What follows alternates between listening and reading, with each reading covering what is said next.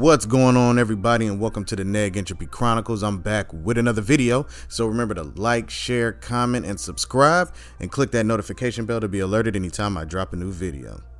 So, Dr. Umar Johnson and his interview with The Breakfast Club.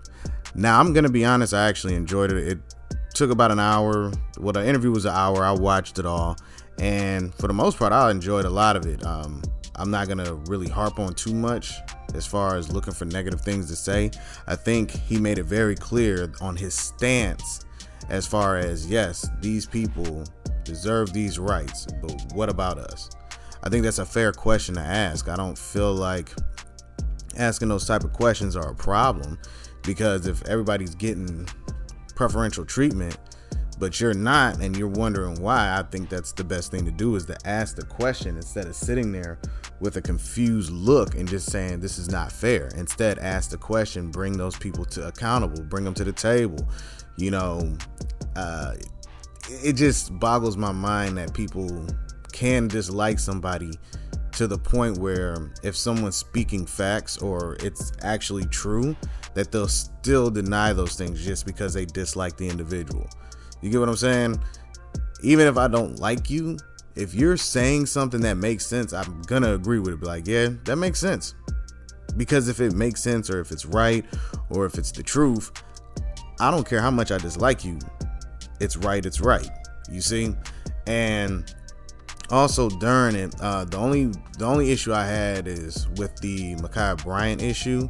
He said, and if anybody says that they think it was a justified one, is a coon. I personally get tired of people throwing the word coon out at every little thing, because to me that's not coonery. It's just I'm looking at it from a different perspective. All right. Now, granted, at the same time, the use of lethal force is still something prevalent. Like, yeah, that's not a joke. That's not something that can be overlooked.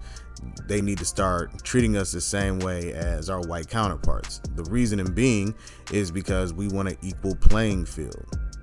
All right, that's not crazy to ask for. But I also liked the discussion, because if you listen to the back and forth that all of them were having, they weren't saying that everybody was wrong per se. They said it should have been handled differently, and I think that's, to me, was a decent conversation. I actually appreciated it because it focused on grown men not screaming and yelling to the point where it ended up in a fight. It was just men debating about a situation. Everybody had a different viewpoint, and that was it. The only issue I had is that when you look at that particular situation, they were all grown-ups, but the only one who lost their life was a child. Why is this child paying for the ignorance of these grown folks? You see what I mean? Because the cop is the after effect. All right? I want you to understand that the cop is the after effect, because the cop wouldn't have been there if he wasn't called. We have to start coming to an understanding that this should have been handled in the house peacefully. They didn't have to come there. Well, I mean, but since they did, you gotta, I get that. Once again, I'm not saying that anybody's point of view was wrong. I said some of the focus is incorrect. Just like he said with, Donald Trump, they're making Donald Trump the face of racism when that's not actually accurate. You can't choose a face or a personality to make something that is an entire system and an entire country's ideology. I agree with that. I see nothing wrong in the statement, but we do that with the police as well. You know what I mean? Like, we're pushing it also over to the police. Now, granted, it's a lot of cops. Like, I just read today that Derek Chauvin also had another video from 2017 that's being investigated, where he sat on a 14-year-old boy for 17 minutes with his knee in the kid's back, and the kid was screaming and like complaining about having problems breathing. So these type of individuals, it's not about reform or police training. These people actually have issues. They're problematic. We need to start looking at why are they still able to do these jobs with these type of issues at hand.